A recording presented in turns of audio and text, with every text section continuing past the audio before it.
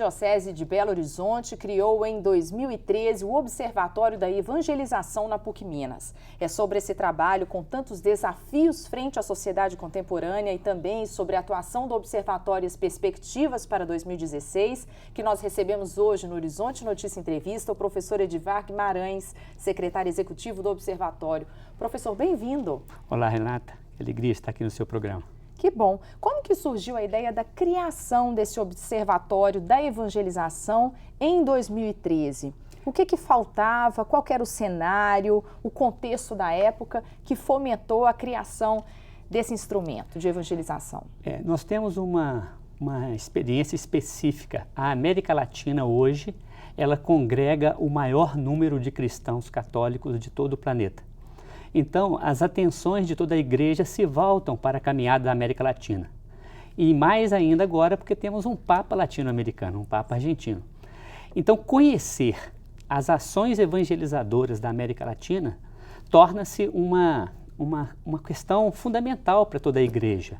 Porque hoje, com essa ferramenta criada pela modernidade, o observatório, você permite em qualquer lugar do planeta acessar uma experiência, né? A internet trouxe essas novas tecnologias, essa ferramenta preciosa. Essa facilidade mesmo. Exatamente. Então, a primeira ideia de um observatório surge no Pontifício Conselho para a Nova Evangelização, que pretende criar diversos observatórios ao longo da América Latina, sobretudo em capitais que tenham, além de serem uma arquidiocese, que ali tenha uma pontifícia universidade, né, para que com esse olhar científico, com todo esse pool de profissionais, diversas capacitações, elas possam contribuir para analisar, para descrever essas experiências, essas ações evangelizadoras e colocar a serviço disponível para toda a igreja. Então, como você muito bem disse, em 2013, a Arquidiocese de Belo Horizonte recebe a visita do Pontifício Conselho e acolhe com muito bom grado essa escolha de Belo Horizonte, da Arquidiocese de Belo Horizonte, para sediar o primeiro observatório de evangelização. Estão pensados outros... Ou seja, referência mesmo. Exatamente. Então... em todo o Brasil. Isso. Vai ter outro no Brasil, na Arquidiocese do Rio de Janeiro, mas ainda não começou, pelo menos que eu tenha notícia não. E vão pensar também outros dois, a princípio, um na capital do Chile, e outro na capital da Argentina. Como que é a atuação do Observatório da Evangelização? A gente fala, mas as pessoas querem compreender a dimensão dele. De que maneira que ele contribui para essa missão da igreja? Bom, em primeiro lugar, como eu disse, a existência de uma pontifícia universidade é fundamental. Então, a Arquidiocese, ela situou, fez o pedido à reitoria da PUC-Minas para sediar e dinamizar esse observatório. Então, do período de 2013 até meados de 2014, foi esse processo de gestação do observatório. Pensar um projeto, contratar uma equipe e colocá-lo para funcionar, né? Então, as atividades específicas do Observatório de Evangelização, elas começaram em setembro de 2014. Quais as principais? Nós começamos fazendo um levantamento, ouvindo, né, fazendo uma escuta a várias pessoas que são especialistas em ações evangelizadoras, outros que estão diretamente ligados, os próprios bispos da arquidiocese, presbíteros, leigos engajados. E nós fizemos um levantamento das principais experiências que estão sendo conduzidas, principais ações evangelizadoras que acontecem dentro da arquidiocese, mas também olhando o entorno, outras realidades do Brasil. Então nós começamos a pensar. E depois de um ano de caminhada, um ano e meio, nós criamos uma dinâmica que é principalmente olhar a experiência evangelizadora que acontece dentro da arquidiocese. É um observatório mesmo. Isso, né? então a gente montou uma equipe essas executiva. Essas ideias de palestras, de discussões, grupos, são levados à tona. Então, só para você entender, e todos os que estão assistindo ao nosso programa, em primeiro lugar, montou-se uma equipe executiva. Essa que eu sou o secretário. Essa equipe é coordenada pelo nosso bispo auxiliar, Dom João Justino, e o padre Áureo, porque o observatório está vinculado em parceria com... Vicariado Pastoral. Isso. Então, nós temos uma dinâmica de reuniões da equipe executiva semanal E nós alimentamos 3 instrumentos de contato com o público. Nós temos um portal, um site, né, www.pucminas.br/observatório, e dentro desse portal nós temos o acesso tanto a um perfil no Facebook como ao nosso blog no WordPress. Então esses 3 instrumentos, eles possibilitam que a gente coloque à disposição, não só da igreja local, igreja particular da Arquidiocese de Belo Horizonte, mas em qualquer lugar do Brasil ou do mundo, pessoas acessarem. E estamos sendo acessados do Brasil e de fora do Brasil. Você perguntava sobre as principais atividades. Nós já observamos, analisamos pelo menos 10 grandes experiências da Arquidiocese de Belo Horizonte. Quais são elas?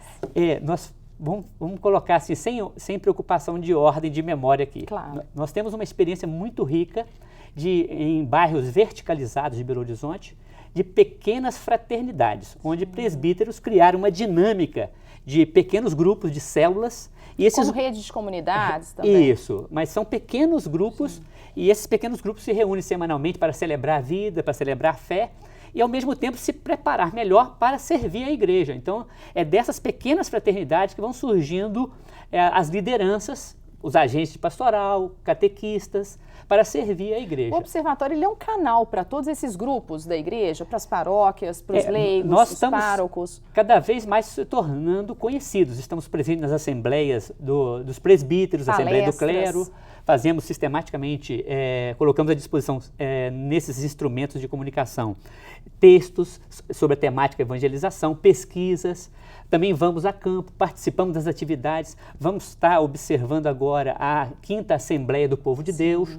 E como o Observatório ele congrega uma grande equipe de colaboradores com diversos perfis profissionais, essa equipe vai colocar à disposição as suas análises, as suas reflexões para ajudar a igreja a se repensar. Artigos, ponderações, sugestões críticas. Você citou a rede de comunidades também e pequenos grupos, né, que já existem. Como que esses grupos funcionam?